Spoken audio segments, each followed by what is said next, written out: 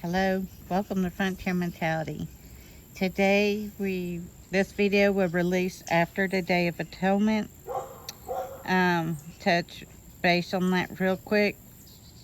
Those who know what Day of Atonement is, I hope you got your spiritual house cleaned out and starting over, and I hope everything in your prayers get answered. For those that don't know what I'm talking about, God has a set apart time for his believers. The Jewish people keep these feasts, but many Christians are beginning to see that they are truly indeed God's holy days. They're leaving the secular holidays behind and learning to keep God's holy days. You can see this in Leviticus, I think it's 23. I will put that in the description, that along with what Goldenrod's good for. But anywhere that you read of the holy days would be Passover, unleavened bread, first fruits. Those are all in one festival per se.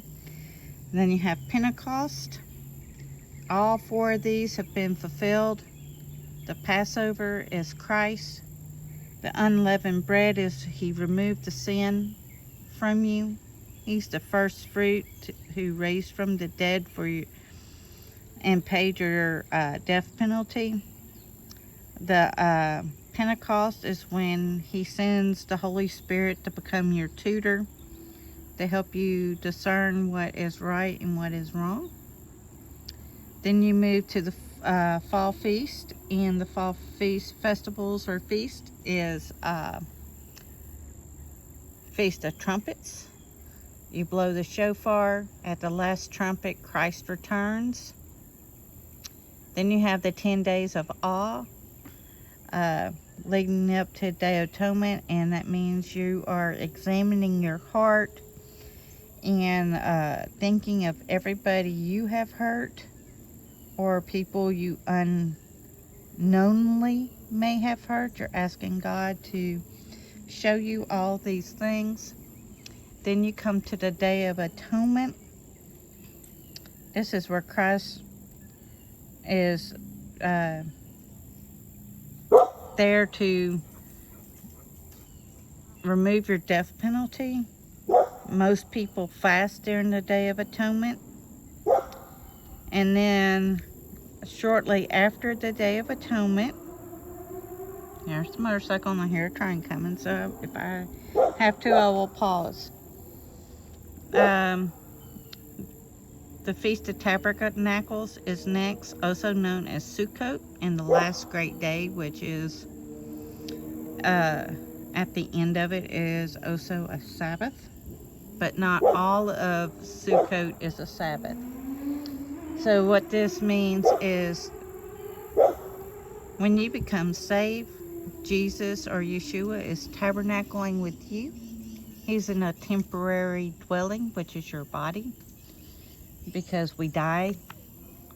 During the millennium reign,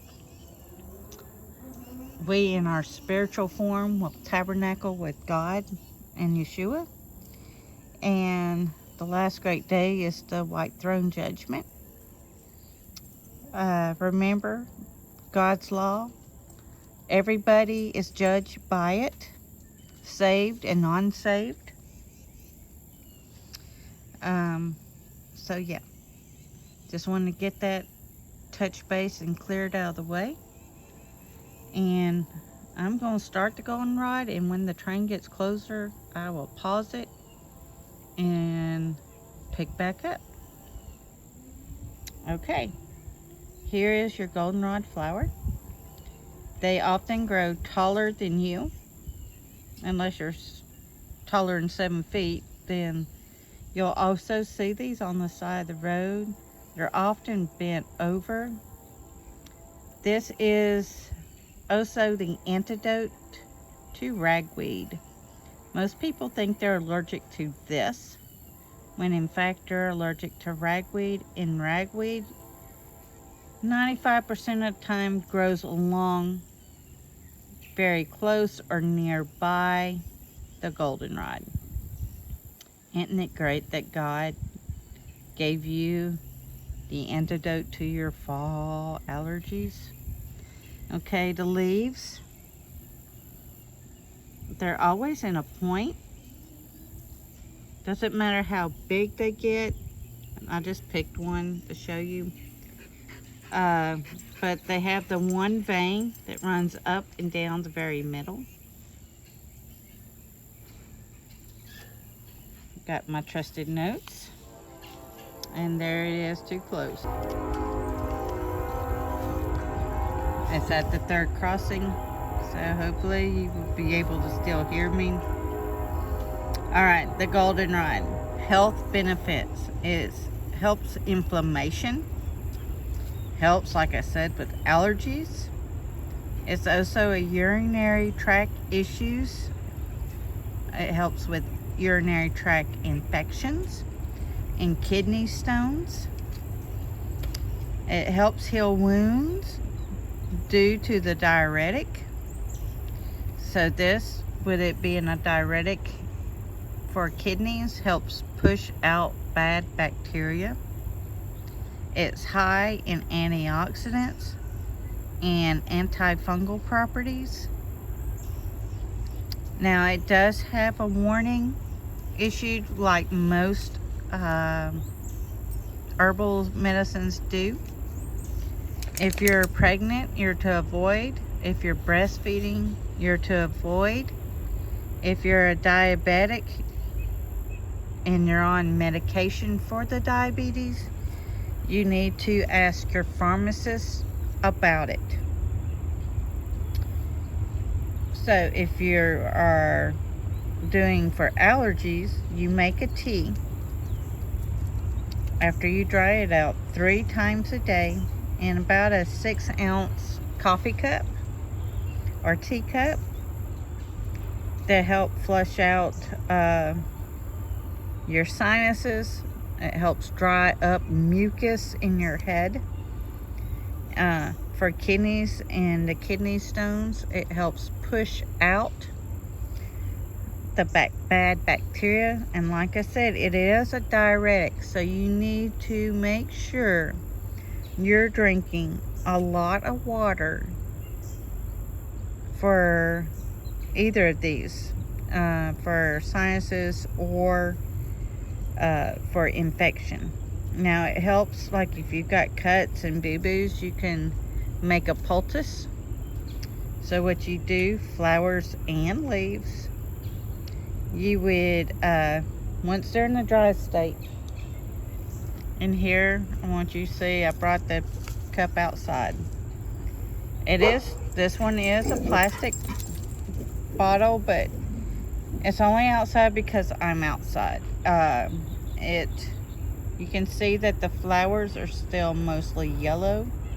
Some are cream. The leaves are still green, but they're crunched up. I infuse it either into a bottle infuser into my water and sip on it all day if I need to,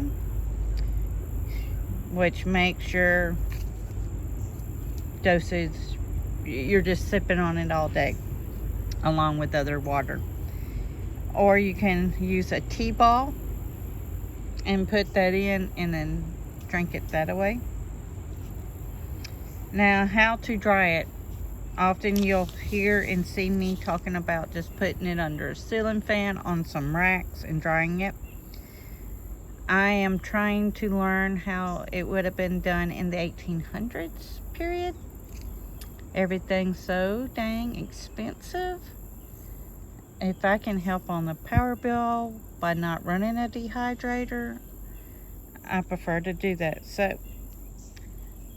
you'll see bigger on my thumbnail, a big bouquet. So what I do is I lay them out on a rack and let the ceiling fan dry it.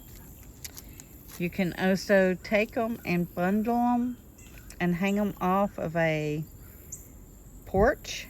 Make sure it's out of the weather and let the wind just dry it out. People that have screened-in porches, you can also just put it out there on a plate and let God and nature just, when it blows, and the heat of it will also dry it out. I'm giving you many different options to help you save money. And you can also put it in a brown paper sack and put on your paper sack Goldenrod, so you don't forget which you have in your paper sack, and throw it in the back of your car or your trunk and let the heat dry it out. There are many different ways. No way is a wrong way in drying it. So yes, I hope everybody is staying safe. A lot of craziness going on in this world. If you have to be out in public, go out with girlfriends or go out in groups. Make sure you're carrying some type of weapon to protect yourself and your family. Alright, everybody, please stay safe. Please get ready and please get prepared. Frontier Mentality signing out.